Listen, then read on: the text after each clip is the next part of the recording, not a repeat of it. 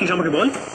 না না কিছু না, তুমি ঠিকই বলেছিলে অর্জুনদা, এই পরিস্থিতিতে মাথা ঠান্ডা করে সব কাজ করতে হবে আবার। চলো বাড়ি বাড়ি চলো। কিছু বলবেন? I am sorry Ira. Sorry কিসের জন্য? ওই আগের দিন উইদাউট ইউর পারমিশন আপনার জিনিসপত্র আমি হাত দিয়েছি, তাই।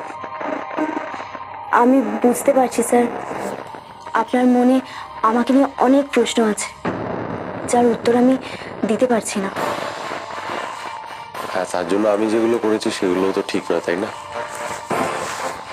দেখুন, জীবনে আমি অনেক মানুষকে বিশ্বাস করেছি, কিন্তু যতবার বিশ্বাস করেছি ততবারই ঠকেছি। তাই এই বিশ্বাস জিনিসটা কারোর প্রতি জন্মাতে আমার অনেকটা সময় লাগে, কিছু মনে করবেন না। আমি বুঝতে পারছি, সবাই তো আর সমান হয় না। হ্যাঁ, এটা অবশ্য ঠিক, সবাই তো সত্যি সমান হন না। এই দেখুন না, এই গ্রামের মানুষগুলো কত ভালো, কত সহজ সরল তাদের জীবনযাপন, তবুও না আমি ওনাদের মন খুলে সব কথা বলতে পারি না, কমিউনিকেট করতে পারি না। কোথায় যেন একটা ফাঁক রয়ে যায়। আসলে ওনাদের জীবনের যে রিয়েলিটি তার সাথে আমার রিয়েলিটির অনেকটা ফারাক। যাই হোক, আপনি আমার থেকে যেটা আশা করছেন সেটা আমার পক্ষে রেসিপ্রোকেট করা সম্ভব না। মানে আমি আর নতুন করে কোনো সম্পর্কে জড়াতে চাই না।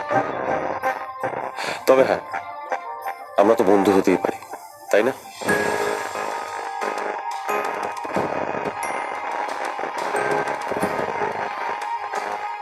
সেটা অবশ্যই উইথ ইউর পারমিশন।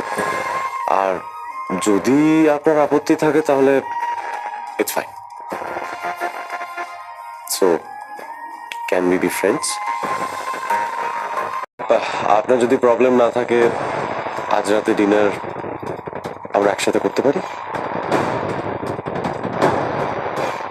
আমি আপনার সঙ্গে? হ্যাঁ, না মানে কুক হিসেবে আমার খুব একটা সুনাম নেই, খুবই অখাদ্য রান্না করি। বন্ধুর জন্য না হয় এটুকু করলে। তা আপনি আসছেন তো? আমি অবশ্যই আসবো। থ্যাংক ইউ, দেখা হচ্ছে। Everything is fair in love and war. তাই সত্যিটা জানার জন্য আমাকে যত দূর যেতে হয় আমি যাব। সব ব্যবস্থা হয়ে গেছে তো? সব ডান। লাবণ্য সেনগুপ্তের সঙ্গে এমন একটা টার্মস তৈরি করেছি যে ওটা দিয়ে অর্জুন আর দীপার বিয়েটা আমি আটকে দেবো। ইউ আর মাই গ্রেট মম, কোনো তুলনা নেই। আর এই টার্মসটা তিস্তা মা, আমার শাশুড়ি, মানে তোমার বেয়ানের সাথেও তৈরি করো। মাঝে মাঝে এটা সেটা নিয়ে যাও হাতে করে, কারণ ওদেরও তো কষ্ট আছে। সব করবো ভিক্টর, আমি সব করবো, বাট তুমি একটু ছটফট করা বন্ধ করো।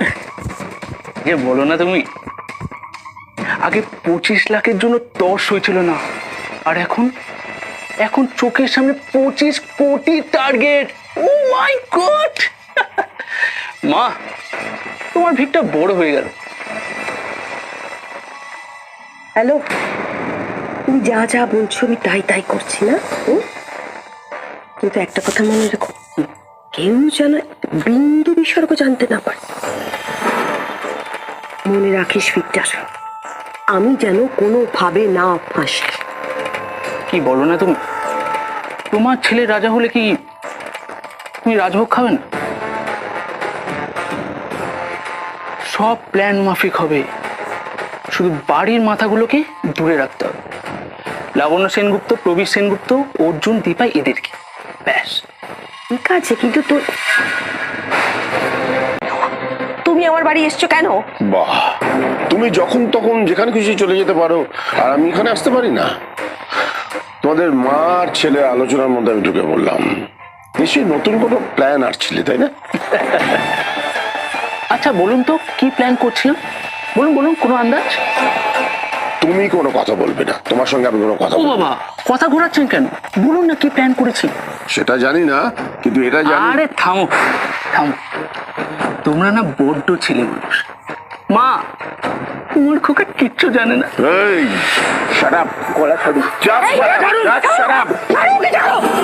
শোনো পৃথা, আমি অনেক দিন থেকে তোমার অনেক কিছু সহ্য করে আসছি, কিন্তু আমি বলে দিচ্ছি, তুমি যদি দীপা আর অর্জুনের মাঝখানে আসো তাহলে এর ফল কিন্তু খুব খারাপ হবে। অনেকবার বলেছি, আমি কিন্তু এখনো মরিনি। সঙ্গে তুমি অকারণে সবটা কেন কামড়ে দিলে? কোনো কথা নয়, আমি আবার বলছি, দীপা আর অর্জুনের মাঝখানে যদি তুমি আসতে চাও তাহলে ফল কিন্তু খুব খারাপ হবে। আমি শেষ দেখে ছাড়বো। এই শোনো, তুমি সব সময় আমাকে থ্রেট করো কেন? ভুলে গেছো অর্জুনের মা আমি, মা। মা, ছি। শোনো, একথা যখন বললেই তখন আমি তোমায় বলে রাখি, আমি সব কিছু অ্যারেঞ্জ করে রেখেছি। মানে সেই সময় আত্মীয় স্বজন, কাজের লোক, পাড়া প্রতিবেশী সবাই জানে, ভালোভাবে জানে তুমি কিভাবে পালিয়ে গিয়েছিলে। তারা প্রত্যেকে সাক্ষী হতে রাজি হয়েছে, সব কথা খুলে বলবে তারা।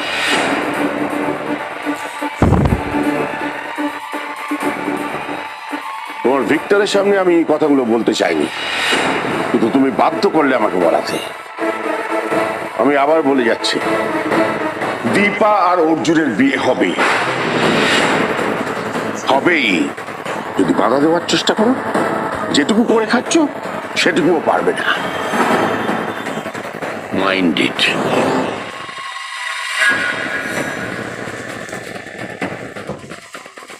এই বুড়োটা তোমাকে এত কিছু বললো আর তুমি কিচ্ছু বললে না? বলবো ভিক্টর, ঠিক বলবো, আর খুব তাড়াতাড়ি বলবো। তো তার আগে